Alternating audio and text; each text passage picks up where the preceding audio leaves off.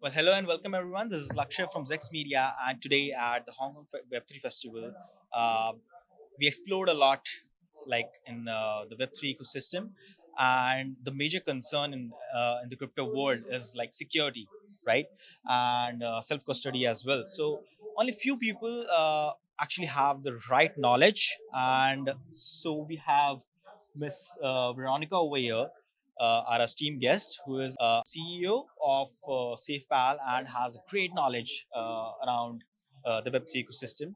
She helped SafePal to boom and skyrocket the success around the globe. And we have her here to share her views over her experiences and what she can tell us about the crypto and Web3, right? So, hi, how are you?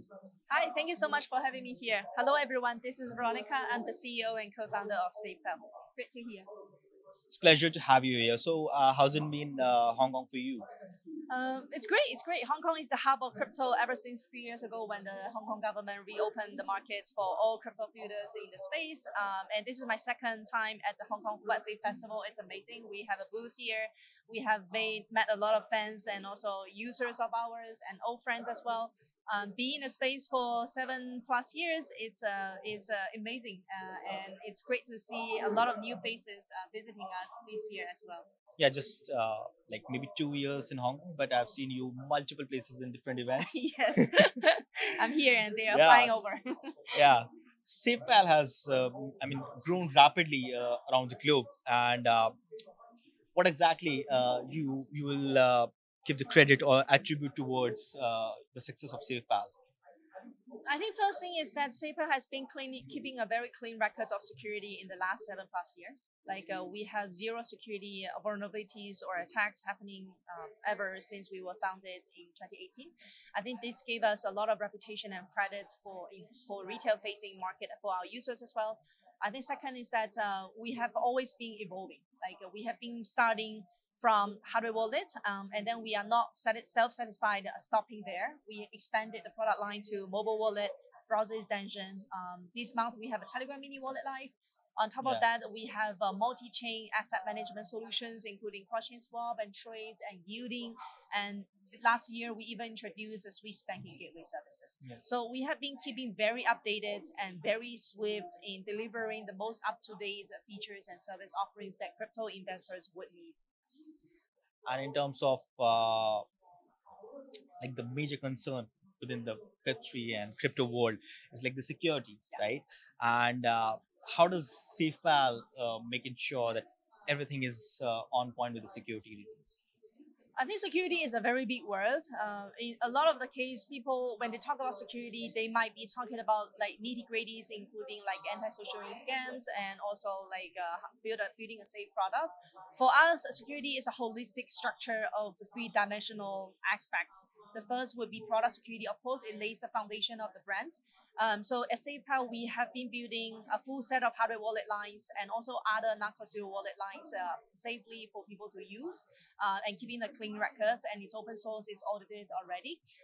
And product security to us is just the baseline, it's just the foundation that you need to make 100% sure. But on top of that, there are two other aspects of security that we often find other teams neglecting. The second layer would be systematic security. It means that how do we build up a robust system to fight against external attacking scenarios such as social engineering scams and Maybe phishing phishing or attacks. something. Yeah. Yes, exactly, and also supply chain attack. Yes.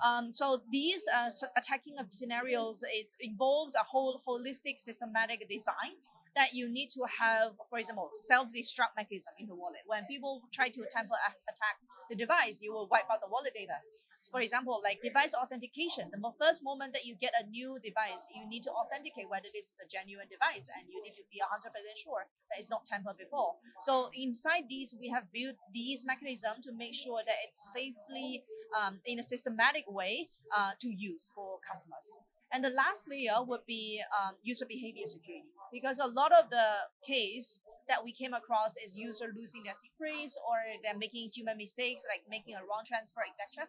Yeah. So this is a user behavior security. It's not related to systematically or product security. It's more like users being educated on how to use How a to exactly non-custodial. use the Exactly. system? Yeah. So we make sure that in the product, when you have the first deposit, you have the first transfer, you have the first DAB signing approval, we make sure that you have all of these nitty-gritty knowledge, know-how, teaching you what it means when you take all the steps. The right tooltip at the right time. So I have the Yes, brain at exercise. the right time. Yes, exactly. So that you don't need to go through any lengthy article trying to understand what that is. Exactly. You just use it and then you learn along the way. So next time we don't need to remind you. You're already well guarded with all of these. Because I have know-hows. practiced that same step few Over, times and I yeah, have the tooltip. you already so, yeah. have that impression. So this is the what we call user education and user behavior security. So we have been paying efforts into all three aspects of the security to build a whole holistic three-dimensional security structure.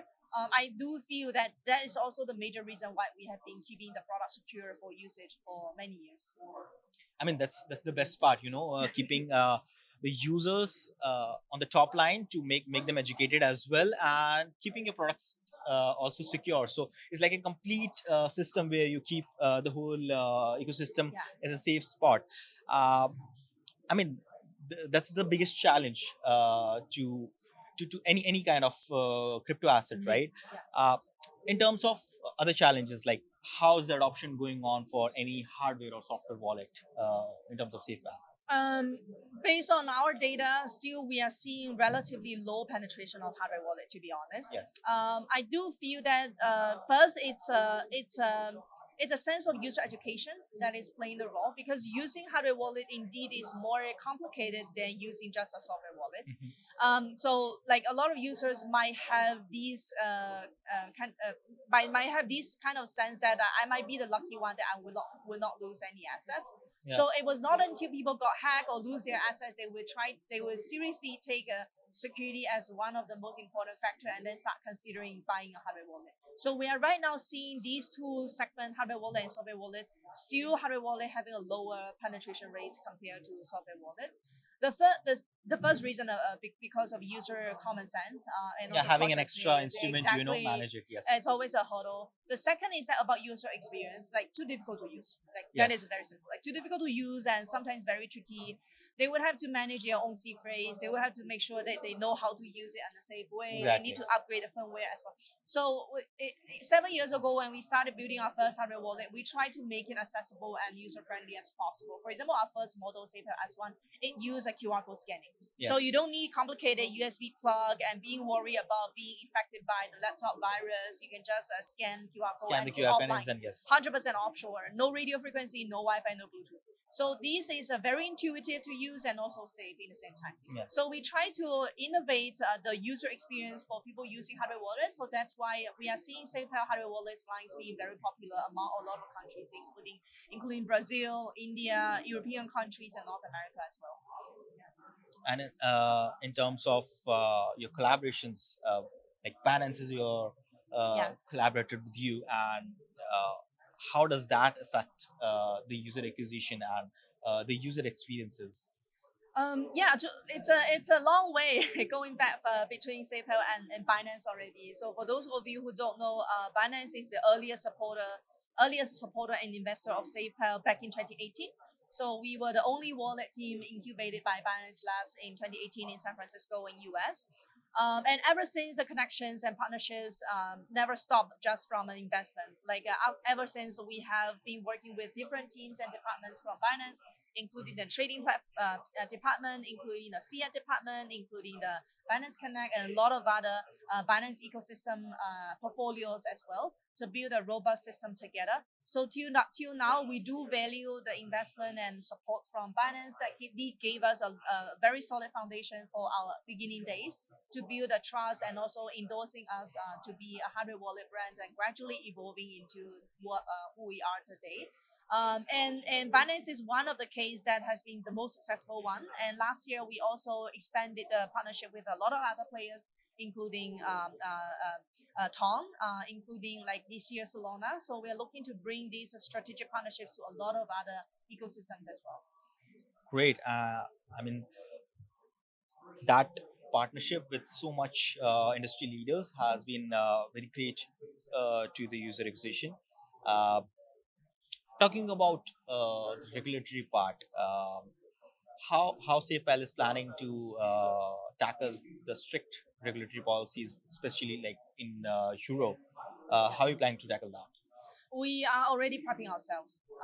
We are right now working with a very sophisticated and mature legal team to Mhm. explore and to mitigate what we need to do to prepare for the MiCA regulations.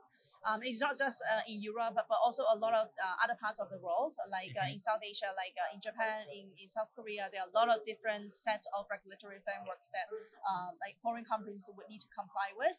Mhm. In a longer term, SafePal is here to long term to stay. It's our eighth years in crypto, and definitely not our last year. So we are prepping ourselves for more regulatory frameworks, and also making sure our products is accessible to users from different corners of the world. Yeah. Apart from all this, as being a crypto CEO by like you, right? What's the biggest risk that you took and with the SafePal? I mean, like it paid off. Um, per, it can be answered from two different angles. A personal view, the biggest risk is that I founded SafePal in 2018. Yes. I used to work in a big tech company, a Fortune 500 company, very comfortable life, and I took the leap from that industry to crypto to blockchain. Definitely paid off.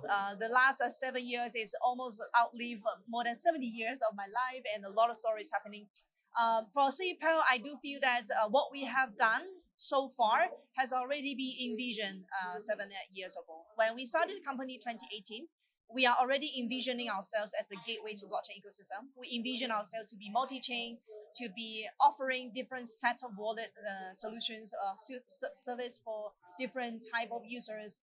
So what we have built to this moment is exactly what we envisioned 7 years ago. So we feel pretty So like you're right satisfied on the with that. track that you We are decided. exactly right on the track. Yeah. So this is indeed a very exciting, and to see that you have accomplished whatever you have envisioned for yourself a lot of years ago. So this is a pretty amazing journey. So for the product offerings, what is the biggest risk that we have taken is that in 2020, we have introduced the cross-chain swap and also the trading aggregation services in our wallet, which is the first one in the market. And we don't really know how it's going to be until it become the most popular feature and gave us Yes. a potential exponential growth in Yes. user base. So I do feel that this is a risk that we have been spending like about 8 months of development and also iterating that feature until it's finally live. And we were lucky enough to capture the bull market back then in 2020, the DeFi summer. So that is the pretty decent risk that we have taken and also paid off afterwards with the huge growth of user base. So there are a lot of product decisions like this that we are willing to take the brave steps in doing new experiments. We are not self-content with what we have achieved. We always want to do some more. So that's the spirit that have led us to the stage that we are at right now. And any upcoming milestones that you want to disclose here? With this month, we have introduced our Binance, Telegram mini wallet live already. Coming next, we are brewing something with the Solana Foundation as well. And also, the newly introduced banking service is going to be our new PayFi application Nice. that we want to tie it back with our tokenomics because we do have a utility token called SFP, which is listed on Binance already. So we are going to tie the tokenomic with the PayFi scenario as well for people to pay and also to earn. So these are some of the exciting things that we are going to introduce for the year of 2025. Great. Hope to see that work out soon, right? It's been a great conversation with you, grabbing so much knowledge. Thank you so Great. much. Yeah. The great So, questions. any last words for the Hong Kong Web3 Festival you have? Really look forward to being here next year, and I want to talk to you for the next time as well. It's always a pleasure to make connection with real person like you, and also to say hi to all our friends who have been watching this episode. Look forward to seeing you in Hong Kong for the next stop. Make sure that you follow us on Twitter or visit our website safer.com to stay tuned for more updates from us. Sure, definitely. Thank you. Thank you so much. Thank you for your time.